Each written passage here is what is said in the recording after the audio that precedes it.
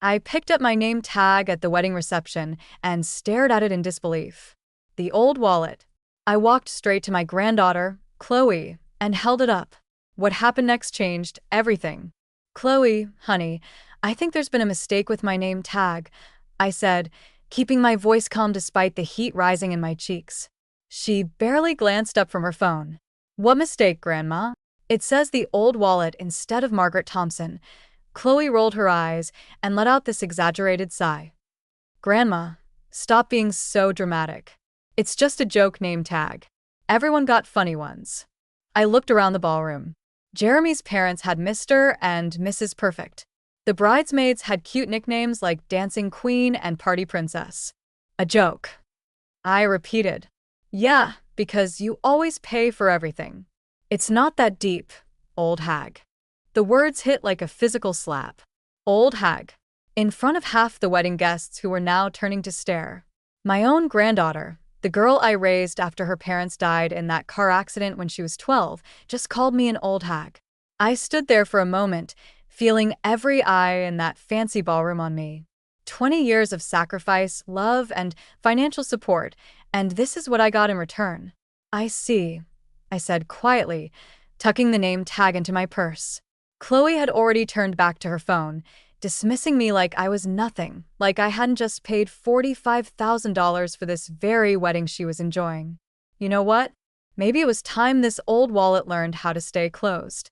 I smoothed down my dress, the one I'd bought specifically for her big day, and walked to my assigned table, table 12, in the back behind the DJ equipment, because apparently that's where family ATMs belong.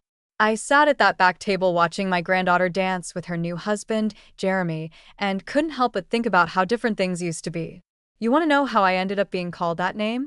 Let me take you back 10 years. "Grandma Maggie, can you help me with my college applications?"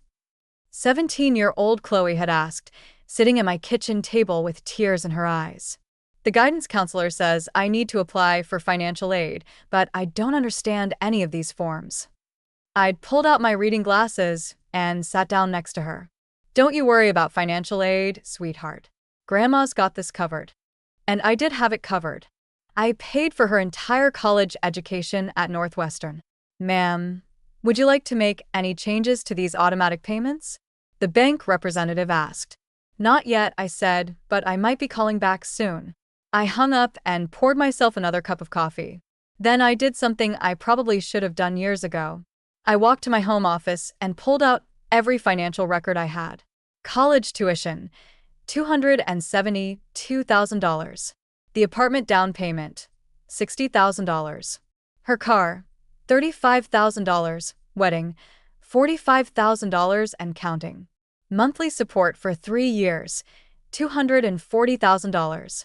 $652,000. That's what my unconditional love had cost me so far. Actually, let me be more precise. I pulled out my calculator and did the math properly. If Chloe paid me back $2,700 a month for 20 years, that would be $540,000. Close enough to cover the major expenses, though I'd still be out over $100,000. But honestly, the lesson was worth more than the money. And what did I have to show for it? A name tag calling me something I won't repeat, and a granddaughter who called me an old hag in front of her wedding guests. I sat back in my chair and laughed. Actually laughed out loud, because you know what? She was right about one thing. I was a personal ATM, a walking, talking bank machine who said yes to everything and asked for nothing in return.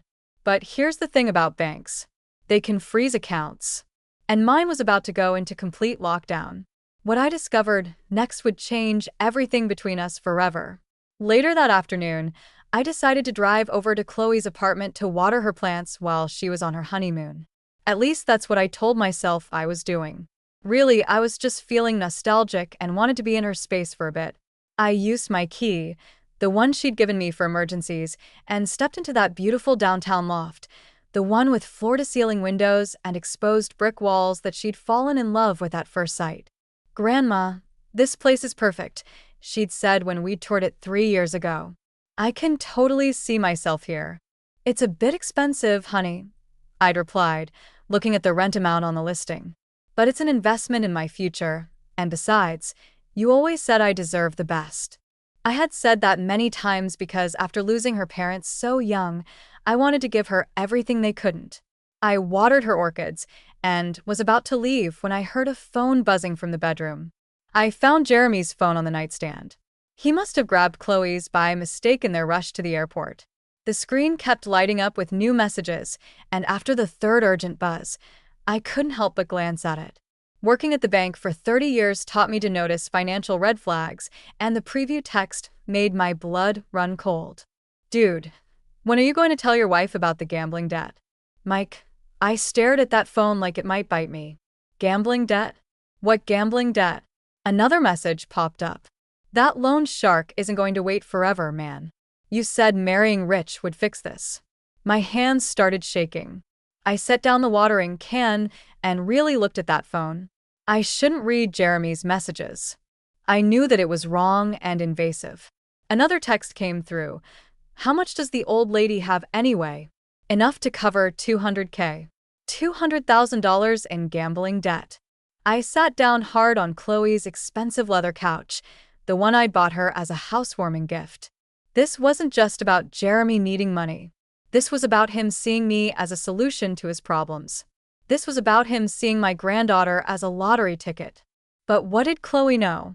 Was she part of this? Or was she just as much a victim as I was? My phone rang, making me jump. It was Sandra, my longtime friend and neighbor. Margaret, how was the wedding? I've been dying to hear all about it. Oh, Sandra, I said, and found myself telling her everything. The name tag, the bill, and now Jeremy's messages. Honey, she said after a long pause, you need to protect yourself, and you need to find out if Chloe knows about this debt. She was right. But how do you investigate your own granddaughter without destroying what's left of your relationship? I looked at Jeremy's phone again. He had dozens of recent messages, and most of them seemed to be from numbers, not saved contacts. This was bigger than I thought, and what I was about to discover would make everything else look like child's play. The next few days were the longest of my life. I kept thinking about those text messages, about Jeremy's gambling debt, about whether my sweet granddaughter had any idea what kind of man she'd just married. On Thursday, Chloe called me from Bali. Grandma, you should see this resort. It's absolutely gorgeous. Jeremy surprised me with the honeymoon suite upgrade. That's wonderful, dear. How are you affording all these upgrades? I asked carefully. Oh, Jeremy's been saving up. He's so good with money. Grandma, you'd really like that about him. Good with money, right? $200,000 in gambling debt was definitely good with money. Chloe, honey, can I ask you something? Has Jeremy ever mentioned any financial troubles, any debts or problems? There was a pause. What do you mean? Why would you ask that? I just want to make sure you're taken care of, sweetheart. Marriage can be complicated when it comes to finances. Grandma, we're fine. Jeremy has everything under control. In fact, she lowered her voice. He's been talking about starting a business when we get back. Something about investing in real estate. He just needs some startup capital. My stomach dropped. Startup capital? Of course. How much startup capital? I asked.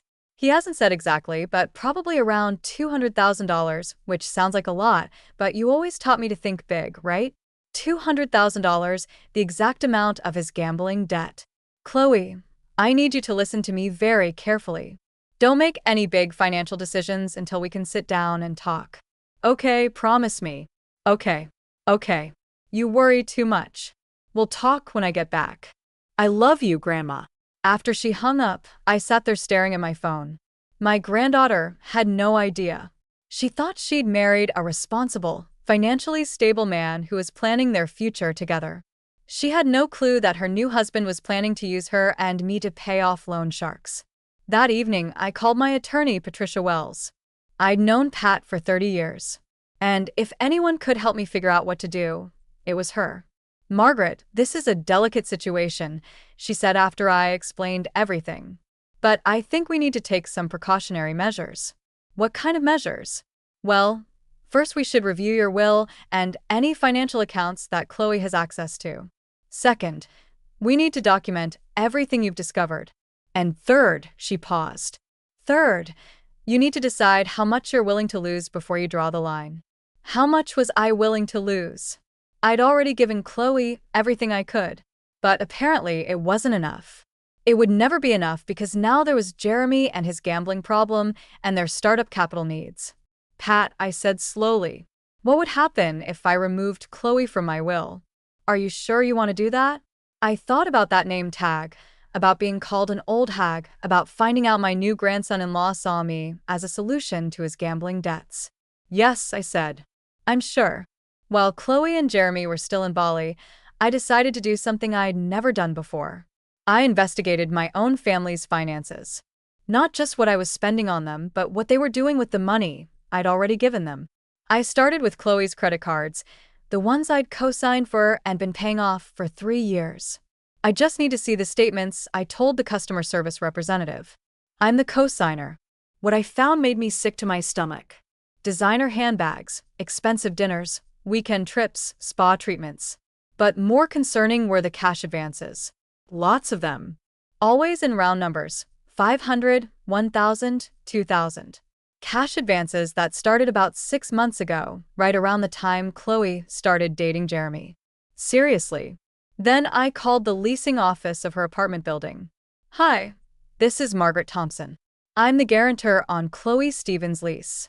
Has the rent been paid on time each month? Oh, Miss Thompson. Actually, we've been meaning to contact you. The tenant has been requesting to add her husband, Jeremy Stevens, to the lease, but there are some concerns about his credit score. What kind of concerns? Well, he has several outstanding debts and his score is quite low. We'd need additional financial guarantee if he's going to be added. More debt.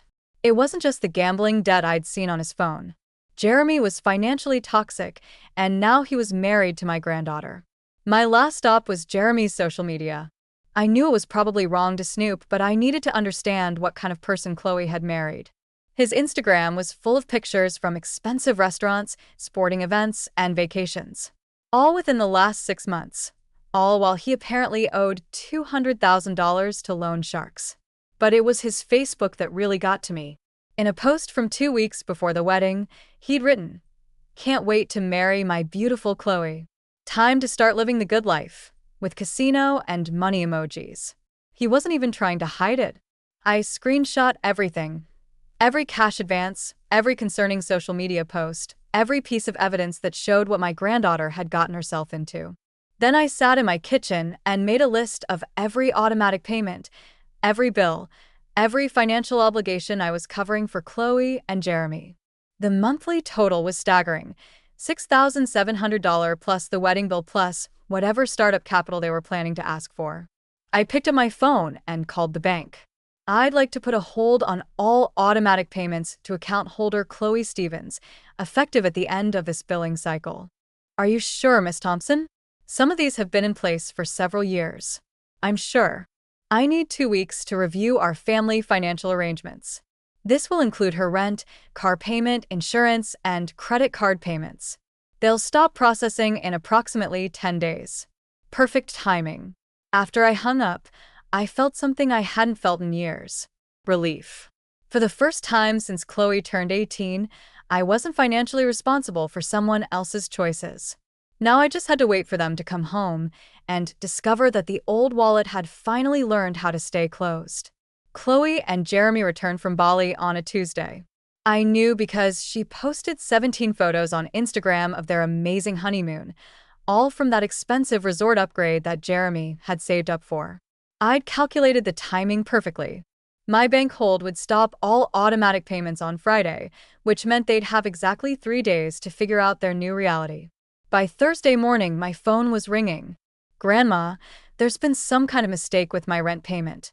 The bank says the automatic transfer was canceled." I took a sip of my coffee.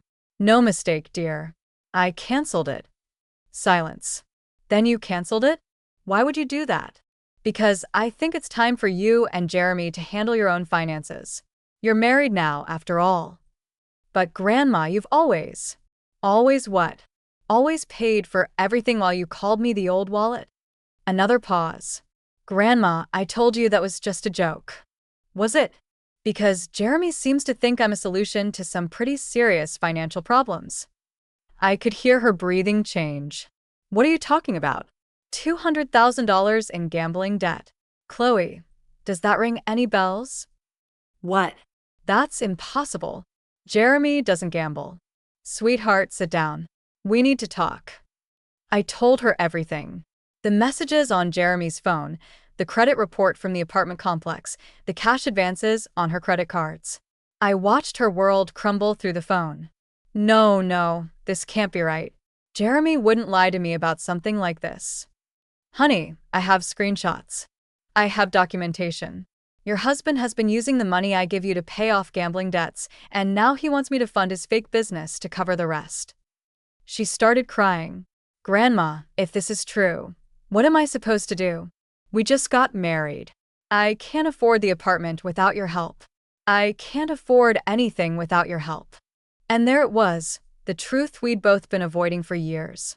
Chloe had become so dependent on my financial support that she couldn't function without it. She'd never learned to budget, to save, to make financial decisions based on what she could actually afford. You're going to learn, I said gently, because I love you too much to keep enabling this. Enabling what? Chloe, you're 27 years old. You have a good job, a college education, and a brain in your head. But you've never had to use any of those things to actually support yourself because Grandma's always been there with her wallet open. So, you're just cutting me off completely? I'm teaching you to stand on your own 2 feet. Something I should have done years ago. She hung up on me. An hour later, Jeremy called. His voice was tight, controlled, but I could hear the panic underneath. Mrs. Thompson, Chloe is very upset. I think there's been some misunderstanding about my financial situation. No misunderstanding, Jeremy. I know about the gambling debt. I know about the loan sharks. And I know that you married my granddaughter thinking I'd solve your problems. That's not. Look, I care about Chloe. I love her. Then prove it. Get a second job. Sell your car. Do whatever it takes to pay your own debts. But you won't be doing it with my money. Mrs. Thompson, you don't understand. And you don't. These people I owe, they're not patient. If I don't pay soon, then you better figure something out fast because this family bank is permanently closed. I hung up and immediately called Patricia. Pat, I need to move quickly on changing my will, and I think I need to prepare for things to get ugly. What I didn't expect was just how ugly they were about to get. Things got ugly fast. By Friday, Jeremy was calling me every few hours. The calls started polite. Well, Jeremy's version of polite, but got increasingly desperate as the day went on. Mrs. Thompson, please. Just a temporary loan. I'll pay you back with interest. Mrs. Thompson, Chloe doesn't deserve to suffer for my mistakes. Mrs. Thompson, you have to understand these people will hurt me if I don't pay. That last call made me contact Patricia immediately. Pat, Jeremy just implied he might be in physical danger. What am I legally obligated to do here? Nothing, Margaret. His debt problems are not your responsibility, regardless of who he owes money to. But maybe you should consider talking to the police if he's being threatened. I'm not calling the police for Jeremy, but what if he tries to pressure Chloe into pressuring me? Then we document everything and prepare accordingly. Patricia was right to be cautious. Saturday morning, Chloe showed up at my door. She looked terrible. Red eyes, unwashed hair, clothes that she'd clearly slept in. Grandma, please. Jeremy told me everything about the gambling, about the money he owes. But he's getting help. He's going to Gamblers Anonymous and everything. I let her in and made her some coffee. Sweetheart, addiction recovery takes time, years sometimes. How much are you planning to sacrifice while he figures his life out? He's my husband. I took vows. And what about the vows he took? The ones about being honest and faithful and providing for his family? She broke down, crying. I don't know what to do, Grandma. I can't afford the apartment. I can't afford the car payments. I can't afford anything. And Jeremy says, if we don't come up with money soon, something bad might happen to him. I sat down next to her and took her hands. Chloe, listen to me. You have choices. You can get a cheaper apartment. You can sell the car and get something more affordable. You can learn to live within your means. But I shouldn't have to. You have plenty of money. And there was again, that entitlement that had been growing for years. I do have money, I said calmly. Money that I worked for, saved for, and plan to leave to my family someday. But I won't give it to someone who sees me as an ATM machine. That's not fair. What's not fair, Chloe, is being called the old wallet at your wedding. What's not fair is being handed a $45,000 bill without being asked. What's not fair is finding out that my new grandson-in-law married you to solve his gambling problems. She stared at me like I'd slapped her. You're really not going to help us. I'm helping you right now. I'm teaching you that you don't need my money to survive. You're smart. You're capable. And you're stronger than you think. And Jeremy made his choices. Now he gets to live with the consequences. She left without another word, but not before I noticed her looking around my house, calculating, estimating, like she was taking inventory. That's when I knew I had to take one more precaution. Sunday morning, I called my bank and requested that they flag my account for any unusual activity. Then I called Patricia to discuss additional legal protections because apparently I no longer trusted my own granddaughter. Monday morning brought the call I'd been dreading. Grandma, it's me. Chloe's voice was shaky, but there was something else underneath it. Something harder. Jeremy's gone. Gone where? I don't know. He left a note saying he had to handle some business and that he'd be back. But Grandma, there are men calling our apartment. Scary men. They're asking about money Jeremy owes them. My blood went cold. Chloe, you need to get out of that apartment right now. I can't. I don't have anywhere to go. I can't afford a hotel. I can't afford. You can come here. Really? The relief in her voice was heartbreaking. Of course, you're my granddaughter. Pack a bag and come over right now. She arrived an hour later with 2 suitcases and tears streaming down her face. Grandma, I'm so sorry about the name tag, about calling you what I called you. I didn't know about Jeremy's problems. I swear. I believed her mostly, but I'd learned not to trust completely anymore. We'll figure this out, I told her, making up the guest room. But Chloe, there have to be some ground rules. Anything. You find your own apartment, something you can afford on your own salary. You get rid of that expensive car and buy something reasonable. And you learn to live within your means. Okay? And you file for divorce. She looked up sharply. Grandma, sweetheart, Jeremy abandoned you the minute his problems got real. He didn't try to protect you from those men.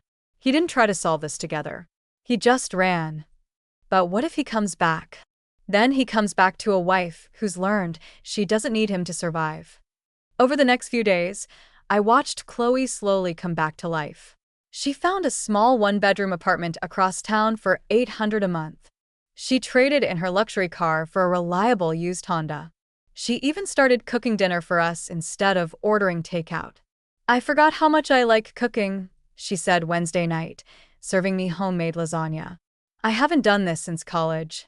You're good at it. Yeah, well, I had a good teacher. She smiled at me, the first real smile I'd seen from her in years. Remember when you taught me to make your apple pie recipe? You were 12 and convinced you could do it better than me. I definitely could not. We laughed together, and for a moment it felt like old times. Before Jeremy, before the entitlement, before she saw me as the old wallet instead of Grandma Maggie. That's when she said something that changed everything. Grandma, I need to tell you something about the wedding. About that name tag. I set down my fork. What about it? It wasn't just a joke. Jeremy, he told me to do it. He said it would be funny that you'd laugh about it. But really, he wanted to test how much you'd put up with. Test me? He said, if you didn't complain about being called the old wallet, then you'd probably pay for anything. He was using me to manipulate you. I stared at her. And you went along with it? I didn't understand what he was really doing. I thought it was just wedding humor, but looking back. She started crying again. Grandma, I've been such an awful granddaughter. I let him turn me into someone I don't even recognize. I reached across the table and took her hand. The important thing is that you recognize it now. I want to make it right. I want to pay you back for everything. Chloe, no.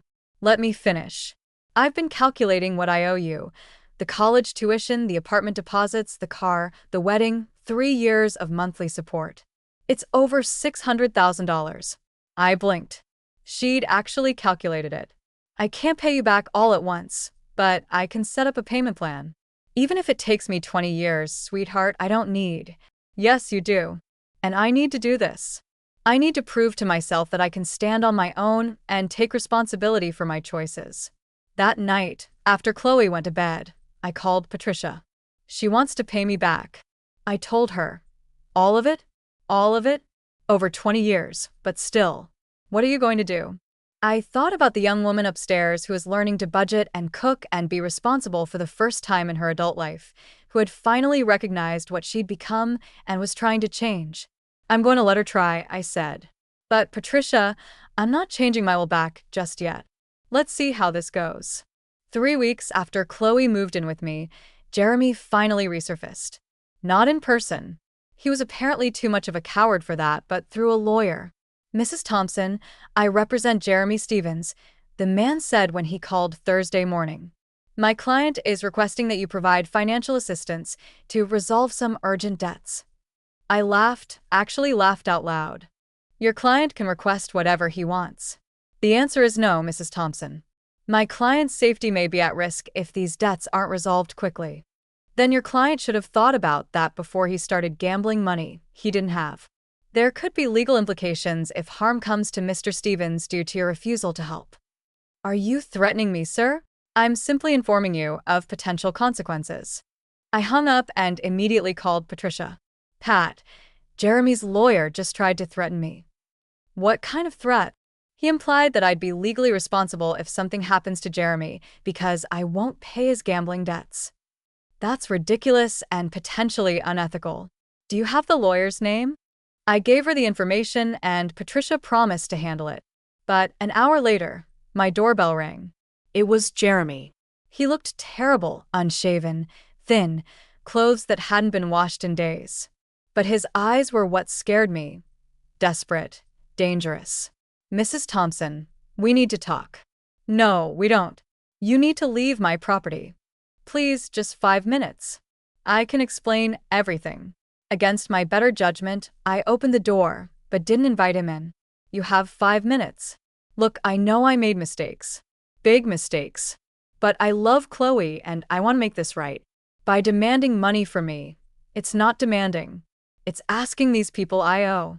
They're not reasonable. They don't care about my situation or my family. They just want their money. Then get a job. Get 2 jobs. Sell everything you own. But you won't be solving your problems with my money. Mrs. Thompson, you don't understand. I understand perfectly. You married my granddaughter because you thought I'd bail you out of your gambling debts. You manipulated her into humiliating me at her own wedding. You've been using money I gave her to make minimum payments to loan sharks. I understand everything. His facade cracked. You old witch.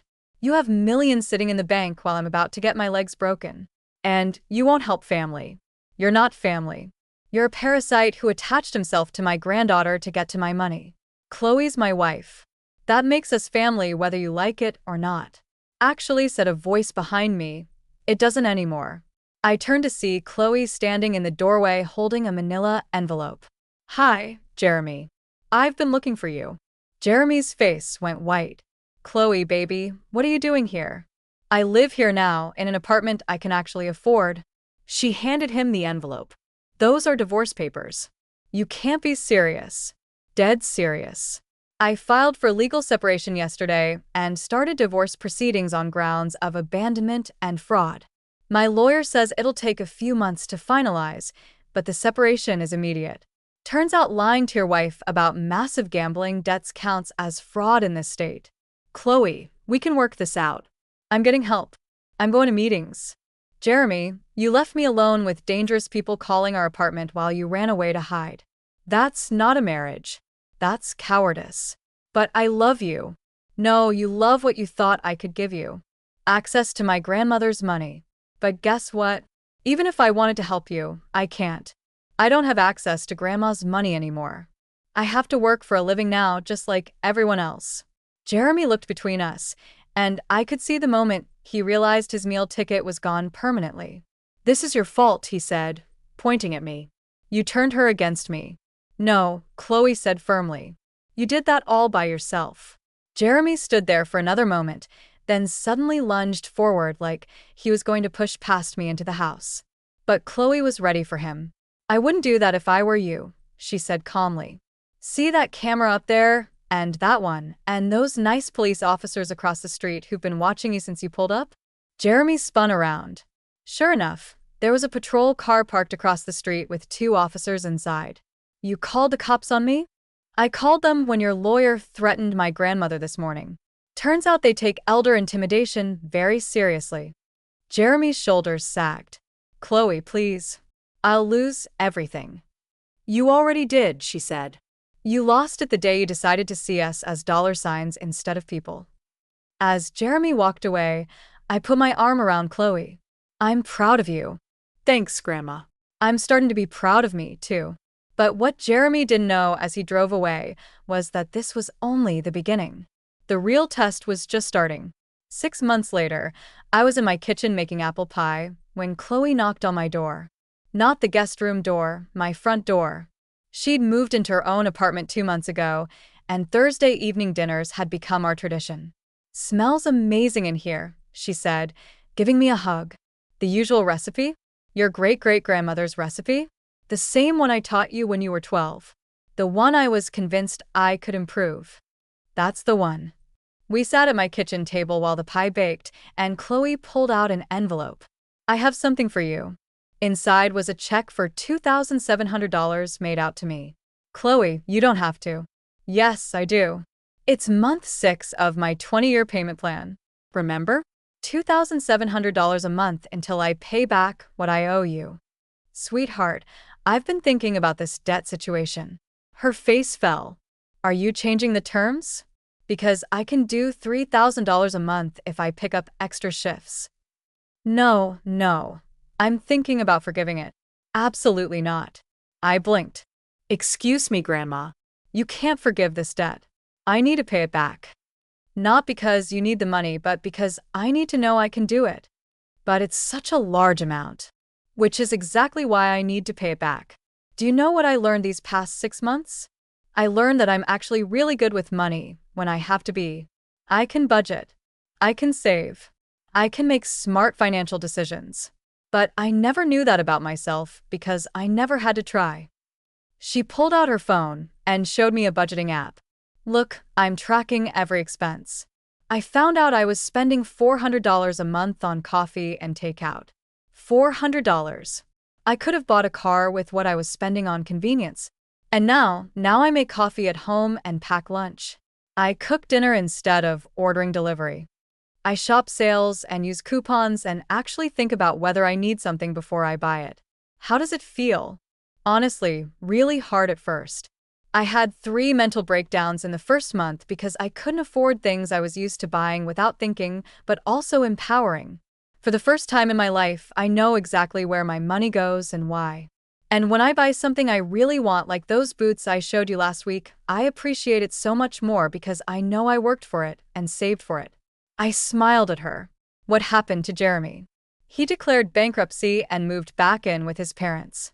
Turns out bankruptcy court doesn't care about gambling debts to loan sharks. Those guys had to get in line with all his other creditors. Last I heard, he was working at a call center and going to Gamblers Anonymous meetings. Whether he's actually staying clean, I don't know. But it's not my problem anymore. What about the people he owed money to? Apparently, they moved on to easier targets once they realized he was broke and had no family money coming. Loan sharks are businessmen. They don't waste time on people who can't pay. Any regrets about the divorce? Only that I didn't see through him sooner. But you know what? Even that experience taught me something important. "What's that?" That I'm stronger than I thought I was. When everything fell apart, I didn't fall apart with it. I figured out how to take care of myself. The timer went off, and I pulled the apple pie out of the oven. Golden brown, just like my mother used to make. "Grandma, can I ask you something?" "Of course." "Why didn't you cut me off sooner? You could have stopped supporting me years ago." I sat down across from her, because I was scared. After your parents died, I was so terrified of losing you, too, that I said yes to everything. I thought if I could give you everything you wanted, you'd never want to leave. But that's not love, is it? That's fear disguised as love. No, it's not. Real love sometimes means saying no. It means letting people struggle so they can learn they're capable of handling struggle. I'm sorry it took me so long to figure that out.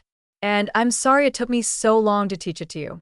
We sat there eating warm apple pie and talking about her new job promotion, her plans to take a vacation she'd saved up for, and her idea to start a small investment account. Grandma, there's one more thing. What's that? I want to make you a new name tag. Oh. She pulled out a piece of cardstock and showed me what she'd written in beautiful calligraphy. Grandma Maggie, the woman who taught me how to stand on my own 2 feet. I love it, I said, my eyes filling with tears. Good, because that's who you really are, not the old wallet. You're the woman who loved me enough to let me fail, and then loved me enough to help me learn how to succeed. That night, after Chloe went home to her own apartment that she paid for with her own money, I called Patricia. I want to change my will back, I told her. You sure about that? I'm sure, but with some modifications. Chloe gets everything, but only after she's made all 20 years of payments on her debt to me. Even though you're not actually keeping the money. I smiled. Who says I'm not keeping it? I'm putting every payment into an investment account for her. By the time she finishes paying me back, there will be enough money in that account to buy her a house. Margaret Thompson, you sneaky woman. 20 years from now, when Chloe makes her final payment, I'm going to hand her the keys to a house that her own responsibility and hard work bought her. She just doesn't know it yet.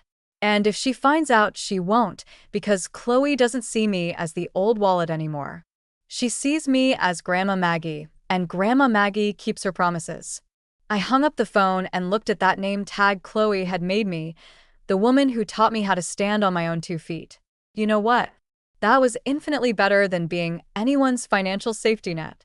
Even if I was still secretly planning to give her everything in the end, because that's what real love does. It teaches people they don't need you, and then it's there anyway when they've proven they don't need it anymore. This grandmother had learned a few new tricks after all. Let me know in the comments the city you're watching from so I can see how far my story has reached. Thanks for watching until here. Please subscribe the channel.